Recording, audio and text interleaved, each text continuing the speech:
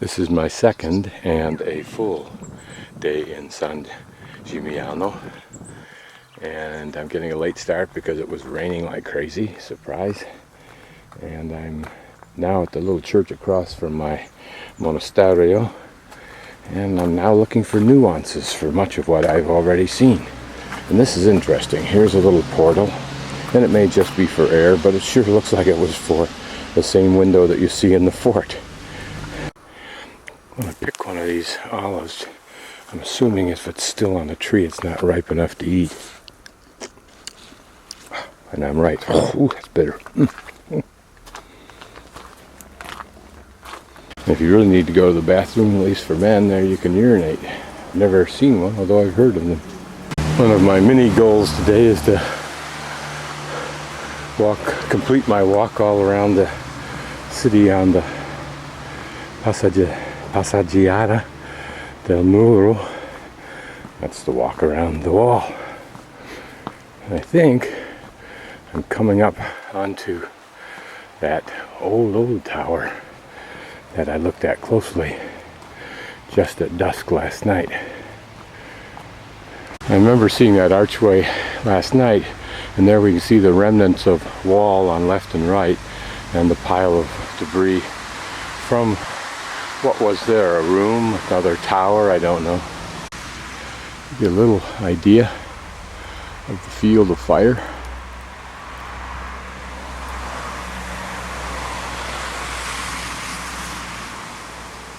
My guess is that this, from this firing hole, is that this curved out wall went down quite a bit, maybe 10, 20, 30 feet, something, I don't know.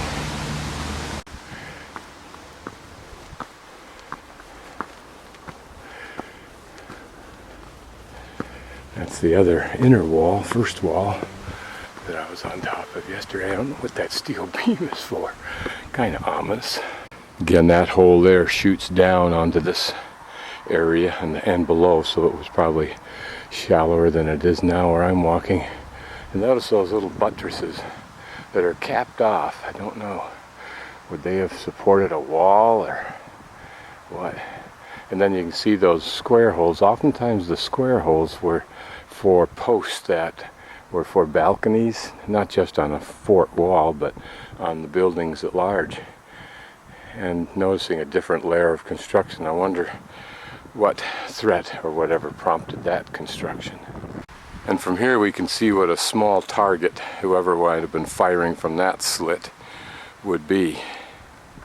Okay, here we have a partial answer to my earlier question, what were those little buttresses for, and they held arches which held additional wall, maybe to make the wall thicker.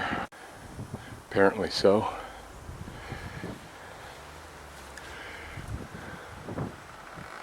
I'm guessing that cross walls like this force the enemy to either divide their attacking troops or concentrate them, and either way was a benefit to the defender.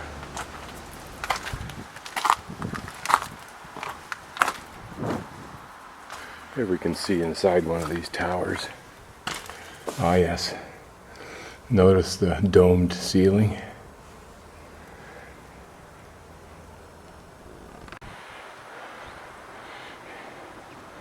Here we can see a piece of, a chunk of rock standing out as a support. Didn't need a buttress, and up further even still another buttress.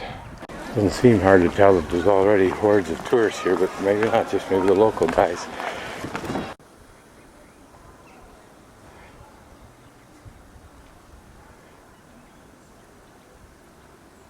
It's hard to pass up a view with even a hint of sun.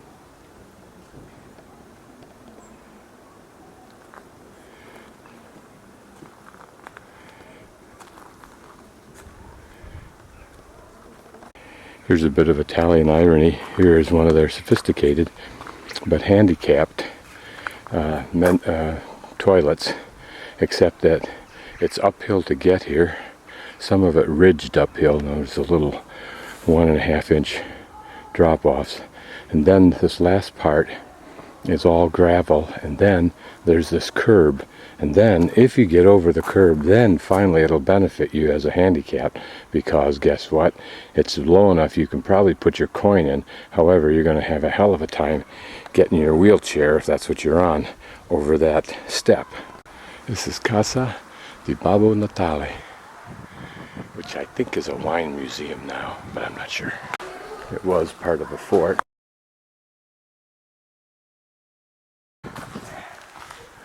But a pretty entranceway now to what I think was the area that I came into first yesterday, or last evening. Yeah, it is. And there was a tower that I climbed up. Another piece of somewhat modern statuary. Looks like a woman, perhaps even a mermaid, with upraised arms, perky breasts, and something probably on the front of that medallion. Nothing on the medallion, maybe it's a disc. I don't know. The head looks bowed in supplication to something. Maybe those are waves. Maybe I should look at the inscription which says Aqua e Sole. I think it means water and fish, but I'm not sure. Different view of the surrounding area. But notice the pretty rolling fields, the buildings mixed in.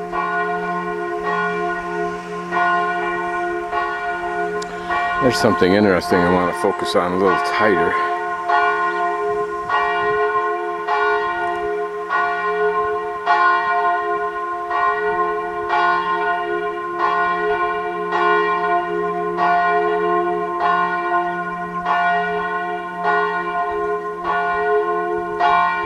A little bit of a chance to spy on the locals.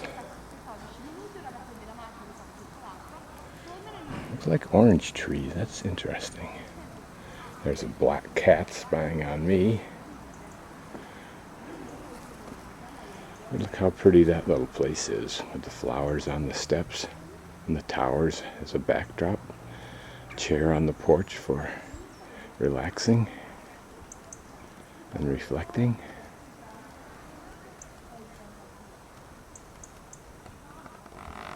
Pretty little garden. A walkway leading to a steel door that's either the property owner or a neighbor. Every advantage is taken for prettying up places with plants and trees, flowers. A little bit of balcony and columns, somewhat awry. They look like they're made out of curved parts rather than solid pieces. There seem to be all these little churches poked into various places. I'm not sure. This is the Museum of Ornithology, so maybe what were churches are now converted to something, excuse me, useful. Back where I was before I went in search of a bathroom, which I found by walking right by one that I didn't notice. Duh. There's the continuation of the wall.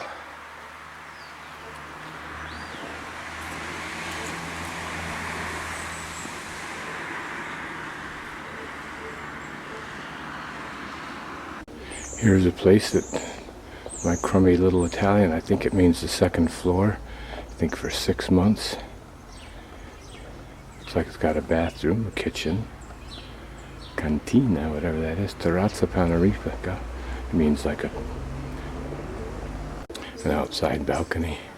First I thought I'd lost my wall, but here's another tower. And the wall continues. Now in this tower, notice those buttresses that probably held then, I would guess, a wooden platform that would again prevent anybody from climbing up it, but will allow someone above to rain all kinds of terror down on the people below.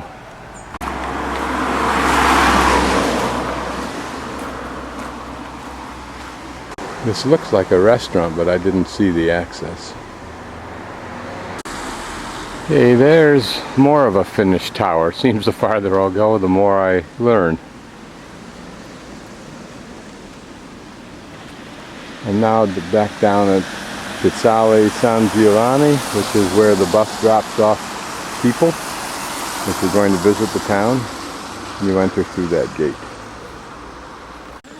And here's a lovely park that looks even lovelier today with some sun instead of the pouring rain of yesterday, or the day before yesterday, yeah. A pretty fountain.